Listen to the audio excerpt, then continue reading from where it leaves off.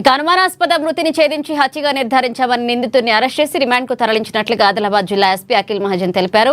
ఇక సోమవారం Adilabad 1 town police station లో నిర్వహించిన మీడియా సమావేశంలో ఆయన వివరాలను వెల్లడించారు. ఈ నెల 24న అర్ధరాత్రి పంజాబ్ చౌక్ లోని డ్రైనేజ్ లో మృతదేహం లభ్యమైందన్నారు. అలాగే జనగాంవార్ సంతోష్ తన సోదరి అనిత మృతిపై ఆదిలాబాద్ 1 టౌన్ పోలీస్ స్టేషన్ లో ఫిర్యాదు చేసినట్లుగా తెలిపారు. మృతదేహంపై గాయాలుండడంతో అనుమానాస్పద మృతిగా కేసు నమోదు చేసి దర్యాప్తు ప్రారంభించారు. సంఘటనా స్థలం, పరిసర ప్రాంతాలు, సీసీటీవీ ఫుటేజ్లను, సాంకేతిక ఆధారాలను విశ్లేషించిన ప్రత్యేక బృందం నిందితుడు నరసింగ సంతోబా అలాగే గంపల్వాడ్ మహారాష్ట్రకు చెందిన వ్యక్తిగా గుర్తించారు. నిందితుడు సంఘటన రోజున పంజాబ్ చౌక్ సమీపంలో మద్యం సేవించి రాత్రి సమయంలో రోడ్డు పక్కన విశ్రాంతి తీసుకుంటున్న చెత్త ఏరుకునే మహిళను గమనించారు. ఆమెను ఎవరూ లేని మురికి కాలువ వద్దకు తీసుకువెళ్లి ఆమెపై దాడి చేసి లైంగిక దాడికి యత్నించాడు.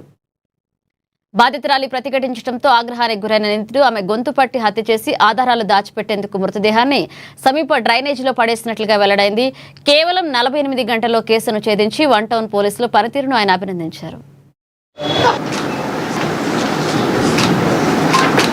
25th నాడు మనకి ఇక్కడ హల్దీరామ్ పక్కన ఒక గల్లీ ఉంటుంది ఆ పంజాబ్ చౌక్లో. అక్కడ ఒక లేడీ ఆ నాలాలో పడి చనిపోయి ఉంది.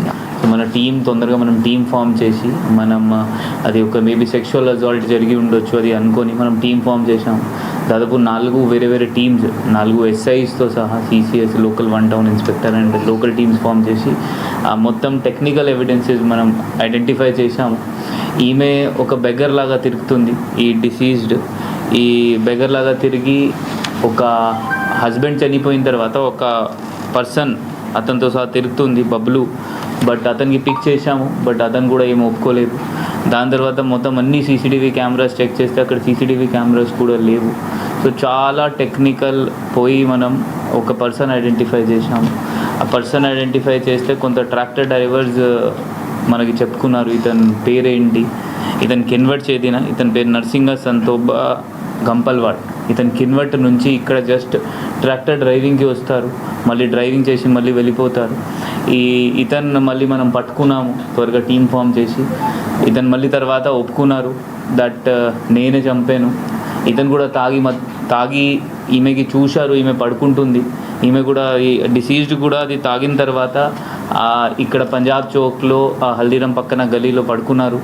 ఇతను తాగిన తర్వాత అది ఆమెకి చూశారు, కొంచెం సెక్షువల్ అటెంప్ట్ ట్రై చేశారు. ఆమెకి చంపి ఆ నాలిలో పడేశారు, మళ్ళీ అక్కడి నుంచి ఫరారయ్యారు. దీనిలో మన team 1 town team and CCS team చాలా బాగానే పని చేశారు. ఎందుకంటే బట్ వీళ్ళు చాలా మంచిగా తిరిగి అన్ని CCTV కెమెరాస్ చెక్ చేసి లోకల్ ఇంటెలిజెన్స్తో ఐడెంటిఫై చేసి ఇది అక్యూజ్ పట్టుకోవడం జరిగింది.